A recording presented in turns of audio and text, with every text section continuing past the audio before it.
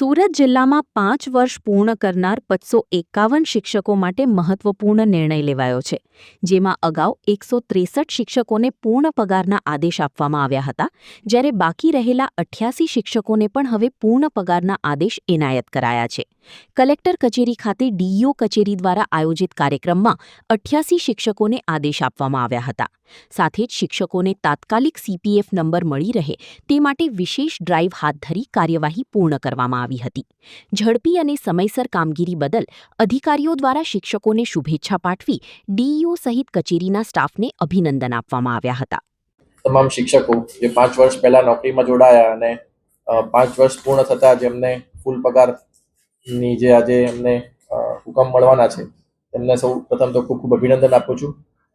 દરેક શિક્ષક અથવા તો દરેક કર્મચારી જ્યારે પણ નોકરીમાં દાખલ થાય ત્યારે તેની ઈચ્છા હોય કે મને ફૂલ પગાર મળવાનું શરૂ થાય. ક્લાસ 1 અને 2માં તો પહેલા દિવસથી જ ફૂલ પગાર મળતો હોય છે, પણ જે અન્ય નોટ ઓનલી શૈક્ષણિક સ્ટાફ, કોઈ પણ આપણો વિભાગ લઈએ, એમાં ક્લેરિકલ હોય, તલાટી હોય, કોઈ પણ વિભાગ, એમાં આપણે 5 વર્ષ પહેલા ફિક્સ પગારમાં રાખીને પછી એમને પૂર્ણ પગારમાં લેતા હોઈએ છીએ. એટલે આ જે ખુશી છે, જે નોકરી મળવાની જે ખુશી હોય જે પહેલો દિવસ, એટલી જ ખુશી લગભગ જ્યારે ફૂલ પગાર મળતો હોય એટલે ફરીથી તમને નોકરી મળી છે એવું આમાં લાગે. એટલે સૌપ્રથમ તો તમને ને તમારા પરિવારને સૌને ખૂબ ખૂબ શુભેચ્છાઓ અને અભિનંદન પણ આપું છું કે 5 વર્ષ તમે હેમખેમ પૂરા કર્યા. ઘણા લોકો છોડીને બી જતા રહેતા હોય વચ્ચેથી, પણ બધાએ પૂરા કરીને આ શૈક્ષણિક યાત્રામાં પોતાનું જે છે એ આખી કેરિયર તમારી જે છે તમે આમાં પૂરી કરવા માંગો છો એવો એક નિશ્ચય પણ દર્શાવ્યો છે.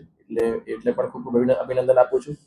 અને ખાસ કરીને અમારા ડીઈઓ શ્રી ભગીરથસિંહ સાહેબ અને એમની સમગ્ર ટીમ, કારણ કે વહીવટી દૃષ્ટિએ જોઈએ તો એમની પાસે બહુ ટાંચા સાધનો હોય છે. અહીંયા ઓફિસની જે કામગીરી છે, સાથે સાથે જિલ્લા વહીવટીતંત્ર તરફથી પણ સતત ઘણી બધી કામગીરી સોંપવામાં શિક્ષણ વિભાગને આપવામાં આવતી હોય છે.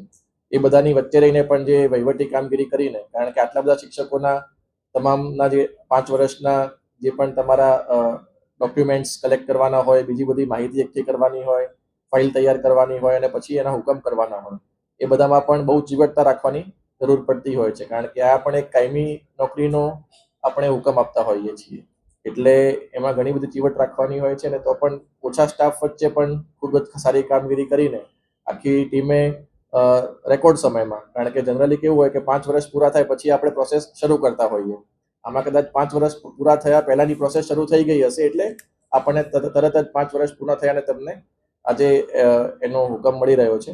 એટલે એમની સમગ્ર ટીમને પણ હું ખૂબ ખૂબ અભિનંદન આપું છું. અને બીજી પણ ઘણી બધી કામગીરી જે છે આજે સતત વ્યસ્ત હોવા છતાં, કારણ કે આજે તિરંગા યાત્રા પણ આજે સાંજે છે, એમાં પણ એમ સમગ્ર ટીમ છે. આજે સવારે રિહર્સલ થયું 15મી ઓગસ્ટ, એમાં પણ એમની ટીમ હતી.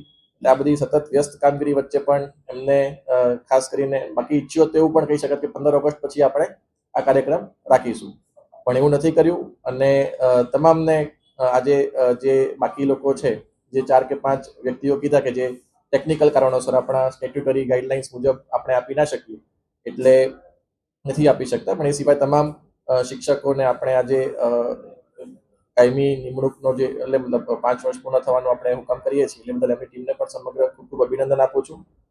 અને જે રીતે એમણે વાત કરી કે સુરત જિલ્લાની અંદર જે શિક્ષણનું સ્તર છે, આપણે દિન પ્રતિદિન સરકારમાંથી પણ ઘણા બધા પ્રકલ્પો આપણી પાસે આવતા હોય છે, ઘણી બધી એક્ટિવિટીઝ પણ આવતી હોય છે.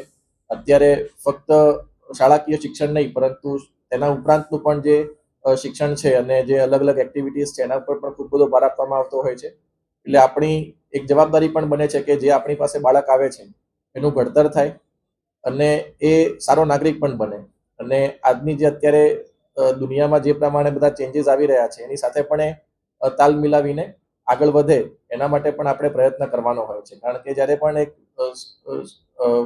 વાલી તમને એમનો બાળક સોંપે છે, એટલે એની જવાબદારી આપણી ઘણી બધી વધી જતી હોય છે.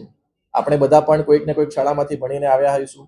આપણા જીવનમાં પણ ઘણા બધા શિક્ષકોનો, અમુક શિક્ષકોનો તો ખાસ પ્રભાવ રહેલો હોય. આપણને પણ આપણા અમુક ફેવરિટ શિક્ષકો હોય કે ના, એમને મને માર્ગદર્શન આપ્યું છે તે સમયે, અને એના કારણે અમે આટલા આગળ વધી શક્યા છીએ. એટલે હવે આપણી જવાબદારી પણ એટલી બને છે કે આપણે પણ જે તમારી નીચે જે ઘડતર થઈ રહેલા બાળકો છે, બધાની પરિસ્થિતિ અલગ અલગ હશે.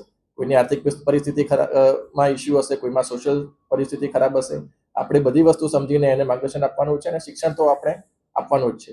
એટલે એ પણ કામગીરી તમે કરતા રહો. અને આપણે સારા નાગરિકો આપણે દેશને આપીએ એવી તમે સતત પ્રવૃત્તિ કરતા રહો. એ માટે પણ હું આપને ખૂબ વિનંતી કરું છું. વધારે સમય નહીં લઉં અને ફરીથી આપ સૌને ખૂબ ખૂબ શુભેચ્છાઓ. જય હિન્દ.